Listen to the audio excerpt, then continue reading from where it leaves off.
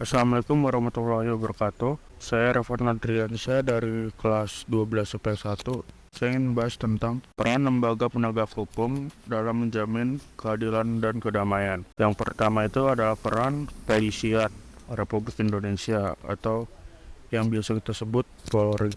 Polri merupakan lembaga negara yang berperan dalam memelihara keamanan dan ketertiban masyarakat, menegakkan hukum, serta memberikan perlindungan, pengayoman, dan pelayanan kepada masyarakat dalam rangka terpeliharanya keamanan dalam negeri.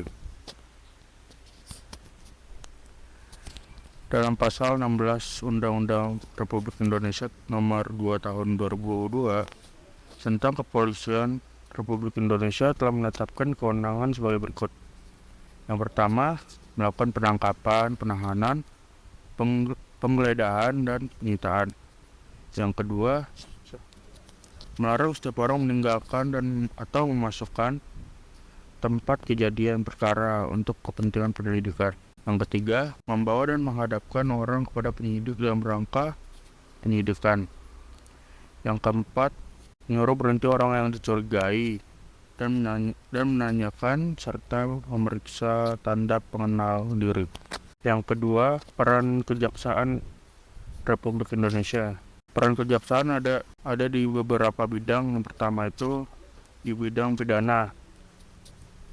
Peran-perannya itu adalah satu, melakukan penuntutan. Yang kedua, melaksanakan penetapan hakim dan putusan pengadilan yang telah memperoleh kekuatan hukum tetap. Yang ketiga, melakukan pengawasan terhadap pelaksanaan keputusan pidana bersyarat, putusan pidana pengawasan, dan keputusan lepas bersyarat. Yang keempat itu melakukan penyidikan terhadap tindak pidana berdasarkan undang-undang. Yang kelima, melengkapi berkas perkara tertentu. Untuk itu dapat melakukan pemeriksaan tambahan sebelum dilimpahkan ke pengadilan, yang dalam pelaksanaan dikoordinasikan dengan penyidik. Ada lagi di bidang perdata dan tata usaha negara. Kejaksaan dengan kuasa khusus dapat bertindak baik di dalam maupun luar pengadilan, musuh, dan atas nama negara atau pemerintah. Nah, yang ketiga itu dalam bidang ketertiban dan ketentraman umum. Yang pertama itu peningkatan kesadaran hukum masyarakat, pengamanan kebijakan penegakan hukum. Yang ketiga itu pengawasan peredaran barang cetakan. Yang keempat, pengawasan aliran kepercayaan yang dapat membahayakan masyarakat dan negara. Yang kelima, pencegahan penyalahgunaan dan penodaan agama. Yang keenam, penelitian dan pengembangan hukum serta statistik kriminal. Yang ketiga, peran hakim, pelaksanaan kekuasaan kehakiman.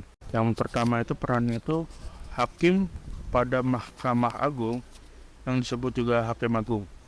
Yang kedua, hakim pada badan peradilan yang berada di bawah Mahkamah Agung, yaitu dalam lingkungan peradilan umum, lingkungan peradilan agama, lingkungan peradilan militer, lingkungan peradilan tata usaha negara, dan hakim pada pengadilan khusus yang berada di lingkungan peradilan tersebut. Yang ketiga, hakim pada Mahkamah Konstitusi yang disebut juga Hakim Konstitusi.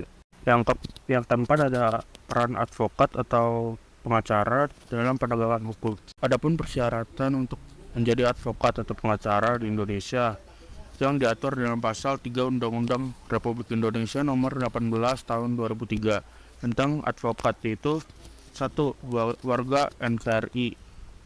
Yang kedua, bertempat tinggal di Indonesia. Yang ketiga, tidak berstatus sebagai pengawal, pegawai negeri atau pejabat negara. Yang keempat, berusia sekurang-kurangnya itu 25 tahun. Yang kelima, berijazah sarjana berlatar belakang pendidikan tinggi hukum. Yang keenam, lulus ujian yang diadakan oleh organisasi advokat. Yang ketujuh, magang sekurang-kurangnya 2 tahun terus-menerus pada kantor advokat. Yang ke-8, tidak pernah dipidana karena melakukan tindak pidana kejahatan yang diancam dengan pidana penjara 5 tahun atau lebih. Yang 9 itu berperilaku baik, jujur, bertanggung jawab, adil, dan punya integritas yang tinggi. Yang kelima, peran Komisi Pemberantasan Korupsi atau KPK. Yang pertama itu koordinasi dengan instansi yang berwenang melakukan pemberantasan tindak pidana korupsi. Yang kedua itu supervisi terhadap instansi yang berwenang melakukan pemberantasan tindak pidana korupsi. Yang ketiga, melakukan penyelidikan, penyidikan, dan penuntutan terhadap tindak pidana korupsi. Yang keempat, melakukan tindakan-tindakan pencegahan tindak pidana korupsi.